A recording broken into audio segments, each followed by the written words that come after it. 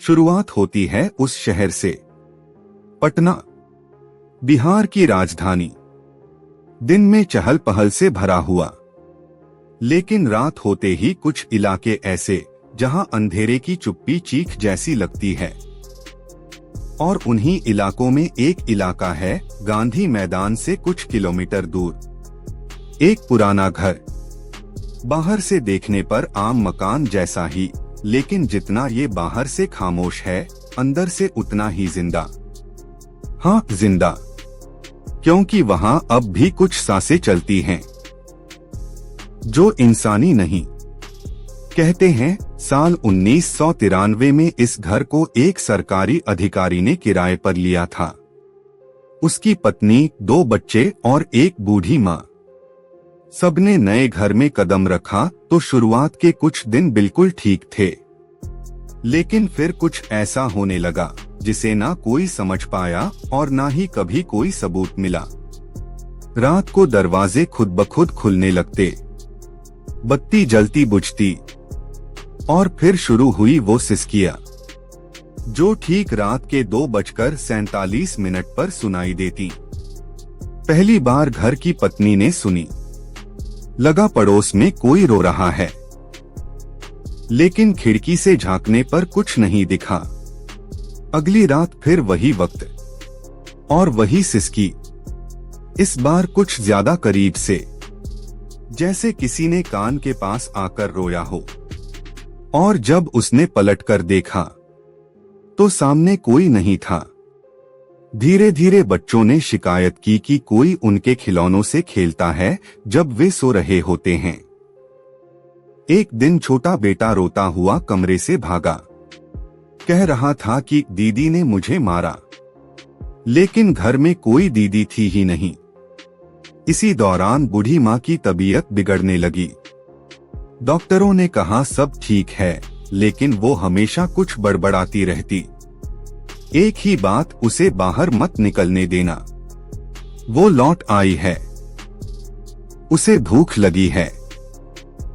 और फिर वो रात आई जब घर की दीवारों से खून टपकता देखा गया, लाल गाढ़ा खून, और अगले ही पल सब कुछ सूखा साफ, जैसे कुछ हुआ ही न हो। अब तक पूरा परिवार समझ चुका था कि ये कोई आम घर नहीं, ये मकान नहीं, किसी की कैदगाह है जो हर रात किसी की आत्मा को आजाद करता है। एक रात उस सरकारी अधिकारी ने ठान लिया कि वो देखेगा क्या है इस घर में। उसने कैमरे लगाए, दरवाजों को लॉक किया और खुद जागता रहा। सब कुछ ठीक था, लेकिन 2:46 पर अचानक सारी लाइट्स चली गईं। पंखा घूमता रहा, लेकिन बत्ती गुल। और फिर ठीक 2:47 पर कैमरे की स्क्रीन पर कुछ दिखाई दिया। एक औरत, बाल खुले, सफेद साड़ी, सिर नीचे झुका हुआ, वो सामने आ रही थी, धीरे धीरे पास, और फिर कैमरा ब्लैक। अगली सुबह अधिकारी ने देखा कि उसकी पत्नी बेसुध पड़ी थी, बच्चों का कमरा पूरी तरह अस्त व्यस्त, और बूढ़ी माँ का चेहरा भय से पत्थर बन चुका था। उन्होंने उसी दिन घर खाली कर दिया, लेकिन जाते वक्त उन्होंने मकान मालिक से पूछा ये सब क्या है। और तब खुला एक रहस्य। ये घर पहले एक थानेदार का था, जिसने अपनी पत्नी को शक में जिंदा जला दिया था, और उसके बाद उसकी पत्नी की आत्मा ने इस घर को कभी नहीं छोड़ा। वो हर महिला को सजा देती है जो उस घर में रहती है, हर मासूम बच्चे को डर दिखाती है, और हर पुरुष को उस दर्द का एहसास करवाती है जो उसने भोगा था। आज भी लोग कहते हैं रात के 2:47 पर उस घर के खिड़की से एक औरत झांकती है। उसके बाल बिखरे होते हैं, चेहरा धुंधला, और आंखें सीधी आपकी रूह में उतर जाती हैं। लोगों ने कोशिश की उसे भगाने की, तंत्र मंत्र, हवन, पूजा, लेकिन हर बार वो और ताकतवर होकर लौटी। कहते हैं कि अब वो सिर्फ उस घर में नहीं, उस मोहल्ले में भी दिखाई देती है। और कई बार तो कुछ लोग ये भी कहते हैं कि उन्होंने उसे अपने सपनों में भी देखा। एक ही बात कहते हुए मुझे जलाया गया था, अब हर रात कोई जलेगा। तो दोस्तों, ये थी पटना के हॉन्टेड हाउस की वो पहली परत। लेकिन कहानी यहीं खत्म नहीं होती, क्योंकि अभी बाकी है वो हिस्सा जब दो छात्रों ने इस घर की सच्चाई जानने के लिए उसमें एक रात बिताई। और फिर जो हुआ वो ना किसी रिकॉर्ड में है, ना ही किसी की जुबान पर। क्या आप तैयार हैं उस रात की भयावह सच्चाई जानने के लिए? क्या आप जानना चाहेंगे कि उन दो छात्रों ने क्या देखा, क्या महसूस किया, और क्या वो आज भी जिंदा हैं? तो मिलते हैं दूसरे भाग में, जहां हम खोलेंगे डर का वो दरवाजा जिसे बंद करने की हिम्मत किसी में नहीं। कहानी अब बढ़ती है पटना यूनिवर्सिटी के दो छात्रों तक, विक्रम और समीर। दोनों पैरानॉर्मल एक्सप्लोरेशन के शौकीन, किताबें, यूट्यूब और पुराने केस स्टडीज पर काम करने वाले। लेकिन अब इनका इरादा सिर्फ पढ़ना नहीं, खुद उस हॉन्टेड हाउस में एक रात गुजारना था और हकीकत का सामना करना था। विक्रम ने कहा, ये सब मन का भ्रम है, कुछ नहीं होता। समीर बोला, ठीक है भाई, तो चलो आज रात वहीं चलते हैं, रिकॉर्ड करेंगे, देखेंगे क्या होता है। 19 मार्च 2021, रात 9:42। दोनों एक कैमरा, टॉर्च, कुछ स्नैक्स और एक पुराना लैपटॉप लेकर उस खौफनाक घर में दाखिल हुए। घर के चारों ओर घना सन्नाटा, दूर दूर तक कोई हलचल नहीं, और ऊपर से पुरानी सीढ़ियां जो जरा सा कदम पड़ते ही चर चर की आवाज करती। वो पहली मंजिल के उस कमरे में पहुंचे जिसे लोग औरत वाला कमरा कहते हैं, क्योंकि हर कोई जिसने भी वहां समय बिताया उसने एक महिला की परछाई जरूर देखी थी। विक्रम ने कैमरा सेट किया, एक कोने में रेडियो जैसा डिवाइस रखा जो इलेक्ट्रोमैग्नेटिक फीड पकड़ता है। समीर ने टाइम नोट किया, रात के 10:09। शुरुआत के कुछ मिनट शांत थे, इतनी शांति कि दोनों ने मजाक उड़ाना शुरू कर दिया। कहाँ है तेरी आत्मा, चाय पीने चली गई क्या? लेकिन ठीक 10:47 पर कमरे की खिड़की अपने आप खुली, तेज हवा अंदर घुसी, टॉर्च की रोशनी झपकने लगी। विक्रम चौंक गया, लेकिन बोला, कोइंसिडेंस होगा। और तभी दीवार पर एक परछाई बनने लगी, पहले धुंधली फिर साफ, जैसे कोई सिर झुकाए खड़ी हो, बाल बिखरे हुए, औरत जैसी आकृति जो पल भर में गायब हो गई। समीर ने कांपती आवाज में कहा, तूने देखा? तूने देखा न विक्रम? विक्रम एकदम सन्न, कुछ बोल ही नहीं पाया। 11:23 बजे कमरे का दरवाजा जोर से बंद हुआ, जैसे किसी ने पूरी ताकत से पटका हो। दोनों डर के मारे कैमरा उठाकर बाहर भागे, लेकिन जब दरवाजा खोला, बाहर वही अंधेरा, वही सन्नाटा। लेकिन तब सीढ़ियों से किसी के चढ़ने की आवाज आने लगी, धीमे धीमे, हर स्टेप पर आवाज, ठक ठक ठक। विक्रम ने कैमरा उस दिशा में किया, और जो फ्रेम में कैद हुआ वो आज भी उनके लैपटॉप में मौजूद है। एक औरत सफेद कपड़ों में, आंखें बिना पलक झपकाए, कैमरे की सीधी ओर देख रही थी, जैसे वो उन्हें पहचानती हो। और तभी कैमरा ब्लर हुआ, स्क्रीन काली, और समीर की चीख, वो मेरे पीछे है, कुछ मत बोलो, हिलना मत। रात के 12:03। विक्रम ने महसूस किया कि कोई उसके कंधे पर हाथ रखे हुए है, लेकिन वहां कोई नहीं था। कमरे की दीवारों पर धुएं जैसी लकीरें बनने लगीं और उन पर एक नाम उभरने लगा, मालविका। समीर बोला, विक्रम, ये वही नाम है, वो औरत जिसे जलाया गया था। अब दोनों समझ चुके थे कि ये घर महज वीरान नहीं है, ये एक बंद ताबूत है जिसमें कैद है एक आत्मा जो अब चैन नहीं चाहती। उसे इंसाफ चाहिए या फिर बदला। 1:41 बजे उन दोनों ने फैसला किया कि अब यहाँ 1 मिनट भी नहीं रुक सकते। लेकिन जैसे ही दरवाजा खोलने गए, दरवाजा अपने आप बंद हो गया। घर का हर कोना थरथरा उठा, दीवारें कांपने लगीं, छत से धूल गिरने लगी और दोनों को लगा जैसे घर ही उन्हें निगल लेगा। तभी किसी ने फुसफुसाते हुए कहा, अब कोई नहीं जाएगा। और ये वो आखिरी आवाज थी जो रिकॉर्ड हुई। सुबह 4:12 पर किसी तरह वो दरवाजा खुला और दोनों लड़खड़ाते हुए बाहर निकले। आंखों में डर, शरीर पर नीले निशान। लेकिन सबसे अजीब बात यह थी कि बाहर की दुनिया में सिर्फ 30 मिनट बीते थे, जबकि अंदर उन्होंने 6 घंटे बिताए। आज भी विक्रम और समीर किसी को उस रात की पूरी बात नहीं बता पाते, क्योंकि उनके शब्द कांप जाते हैं। लेकिन वो वीडियो, उस कैमरे में जो रिकॉर्ड हुआ, वो आज भी एक हार्ड ड्राइव में बंद है और कोई भी उसे देखने की हिम्मत नहीं करता। कहते हैं जिसने भी देखा उसे अगले ही दिन उसी औरत के सपने आने लगे और फिर एक एक करके वे बीमार पड़ने लगे। अब सवाल ये है, क्या ये सब एक भ्रम था?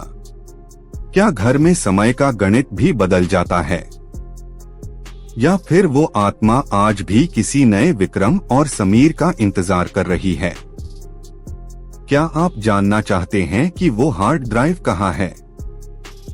क्या आप तैयार हैं उस वीडियो की सच्चाई जानने के लिए? उस दिन से जब विक्रम और समीर की डरावनी रात की फुटेज किसी तीसरे इंसान के हाथ लग गई।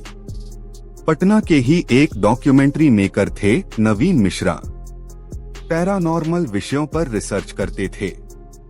उन्हें समीर ने अपनी ट्रॉमा थेरेपी के दौरान बताया कि उस रात क्या हुआ था और उन्हें वो हार्ड ड्राइव दे दी, ये कहते हुए कि अगर तुम देखना चाहो तो देख लो, लेकिन देखने के बाद कुछ भी सामान्य नहीं रहेगा। नवीन ने इसे हल्के में लिया। एक दोपहर अपने ऑफिस में अकेले बैठकर हार्ड ड्राइव लगाई। फाइल का नाम था malvika.mp4। प्ले दबाते ही स्क्रीन पर वो सीढ़ियां दिखीं। वो ही अंधेरा, वो ही कमरे का सूनापन। फिर अचानक से वो सफेद परछाई जो ठीक कैमरे के सामने आई थी। और तभी स्क्रीन पर ब्लर, फिर रेड लाइनें, और तभी एक चेहरा बहुत ही पास। ऐसा लगा जैसे वो कैमरे की दूसरी तरफ नहीं बल्कि स्क्रीन से बाहर झांक रहा हो। नवीन ने घबराकर स्क्रीन ऑफ कर दी।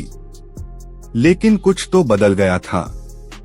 उसी रात जब वह घर पहुंचा, तब पत्नी ने कहा, तुम्हारे पीछे कोई आया क्या?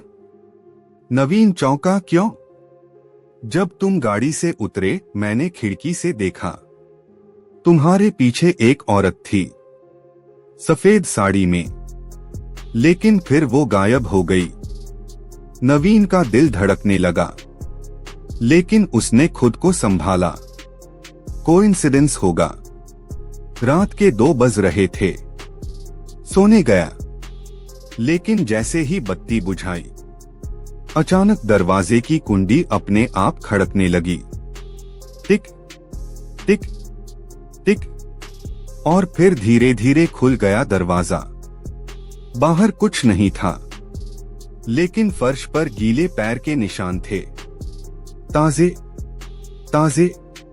और तभी रसोई से एक आवाज आई, मुझे अभी भी जलन हो रही है। नवीन दौड़कर वहां गया, लेकिन सब सूना। गैस बंद, बर्तन साफ, लेकिन दीवार पर एक लाइन उभरी थी, जो देखता है वो भुगतता है। सुबह होते ही उसने हार्ड ड्राइव वापस समीर को लौटाने की कोशिश की, लेकिन समीर ने साफ कहा, अब तुमसे वो चीज जुड़ चुकी है, अब ये वापस देने से कुछ नहीं बदलेगा। अगले कुछ दिनों में नवीन की हालत बिगड़ने लगी। घर में दीवारों पर जलन के निशान बनने लगे। रात को सपनों में एक ही दृश्य बार बार आता, वो औरत जो आग में जल रही थी और कह रही थी, तुम सब देखते हो, रोकते नहीं, अब तुम्हारा नंबर है। उसने अपने दोस्त मनोचिकित्सक से मदद ली। उसने सुझाव दिया कि उस घर को एक बार फिर जाकर देखा जाए, शायद वही कुछ ऐसा हो जिससे ये चक्र टूट सके। तो नवीन अपने एक साउंड रिकॉर्डिस्ट विशाल के साथ फिर गया उसी घर में, लेकिन इस बार वो सिर्फ देखने नहीं, माफी मांगने गया था। वो भीतर गया, एक अगरबत्ती जलाई, दीवार के उस हिस्से पर हाथ रखा जहां मालविका नाम उभरा था, और धीमी आवाज में कहा, हमें माफ करो, जो हुआ वो अन्याय था, हम सिर्फ जानना चाहते थे, दिखाना नहीं। तुम्हारे दुख का मजाक नहीं उड़ाया। कुछ देर तक कोई प्रतिक्रिया नहीं हुई। फिर एक झोंका आया, वो अगरबत्ती बुझ गई और दीवार पर लिखा हुआ नाम गायब हो गया। तभी कमरे की दीवार से एक धीमी सी महिला की आवाज आई, पहली बार किसी ने पहली बार मुझसे माफी मांगी। उस दिन के बाद से नवीन के साथ कोई अजीब घटना नहीं हुई, कोई परछाई नहीं, कोई आवाज नहीं, सब कुछ सामान्य लगने लगा।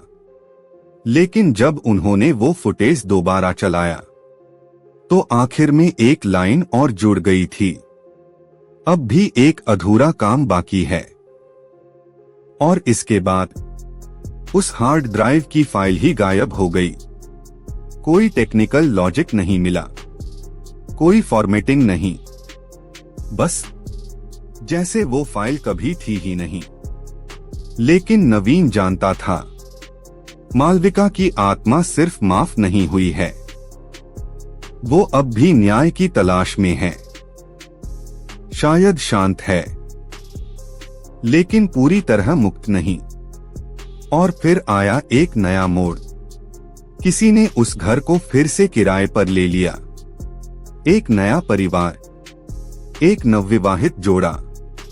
अब सवाल ये है, क्या वो परिवार उस अतीत को जानता है? क्या वो फिर से वही डरावनी चक्र में फंसने वाला है? या इस बार आत्मा कोई दूसरा रूप धारण करने वाली है? अब कहानी वहां आ चुकी थी जहां वो डर, वो साया, वो आत्मा, सब कुछ थोड़ी देर के लिए शांत हो गया था।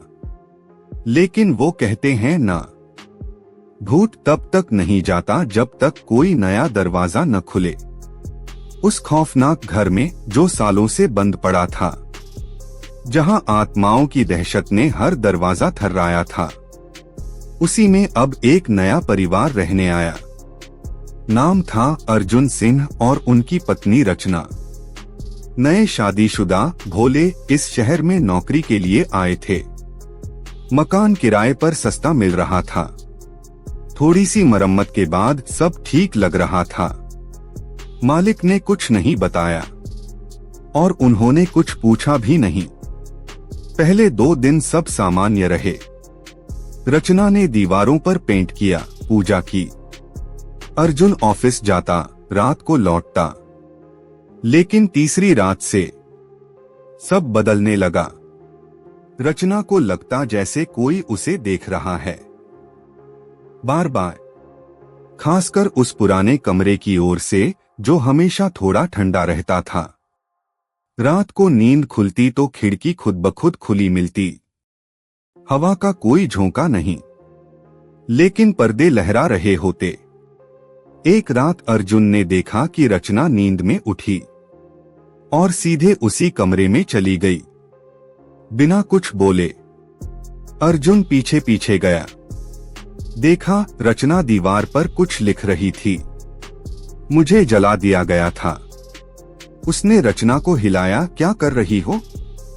रचना ने पलटकर उसकी ओर देखा, लेकिन उसकी आंखें बंद थीं और होठ खुद ब खुद हिल रहे थे। तुमने देखा, अब तुम भुगतो।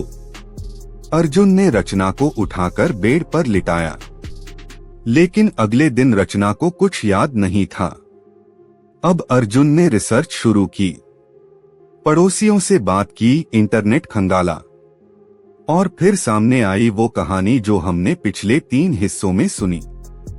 मालविका, जिसे उसके पति ने शक के चलते जिंदा जला दिया था, जो आज भी उस घर में इंसाफ की तलाश में भटक रही है और हर महिला को उसी पीड़ा का एहसास दिलाती है जो उसने सहा। अब अर्जुन समझ गया कि रचना के साथ जो हो रहा है वो बस शुरुआत है।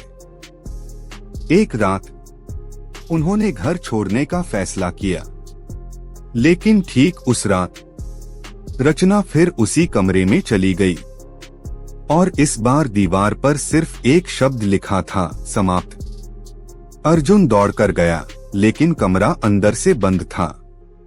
उसने तोड़ा। जब दरवाजा टूटा तो अंदर जो दृश्य था वो उसकी जिंदगी का सबसे खौफनाक दृश्य था। कमरे के बीचों बीच रचना बेहोश पड़ी थी और उसके चारों ओर राख की एक गोल लकीर बनी थी, जैसे किसी आग ने उसे घेरा हो। और दीवार पर लिखा था, अब मैंने अपना दर्द किसी और को सौंप दिया है, अब वो बचेगी नहीं। अर्जुन ने किसी तरह रचना को बाहर निकाला और उसी रात दोनों ने शहर छोड़ दिया। लेकिन जाते जाते अर्जुन ने एक काम किया। उसने एक बोर्ड बनवाया और उस घर के दरवाजे पर टांग दिया, जिस पर लिखा था, यह मकान शापित है, अंदर जाना मना है। यह कोई कहानी नहीं, चेतावनी है। आज भी उस घर के पास कोई नहीं जाता, लेकिन कई लोगों का कहना है कि जब रात के 2:47 बजते हैं तो उस घर की खिड़की से एक औरत दिखती है, कभी मुस्कुराती हुई, कभी रोती हुई और कभी कभी तो बस खड़ी रहती है, एकटक देखते हुए, जैसे अगली रचना का इंतजार कर रही हो। तो दोस्तों, ये थी पटना हॉन्टेड हाउस की सच्ची और आखिरी कहानी। मालविका की आत्मा की वो यात्रा जो एक अन्याय से शुरू हुई और आज भी न्याय की तलाश में भटक रही है। अब आपसे एक सवाल, क्या आप कभी ऐसे किसी घर में रह सकते हैं जहां भूत नहीं बल्कि दर्द ठहरा हो, जहां दीवारें चीखें सुनती हो और जहां आत्मा अब खुद को नहीं बल्कि आपको आजाद करना चाहती हो? अगर यह कहानी आपको रोंगटे खड़े कर गई तो अगली डरावनी कहानी के लिए बने रहिए हमारे साथ, क्योंकि ये तो सिर्फ शुरुआत थी।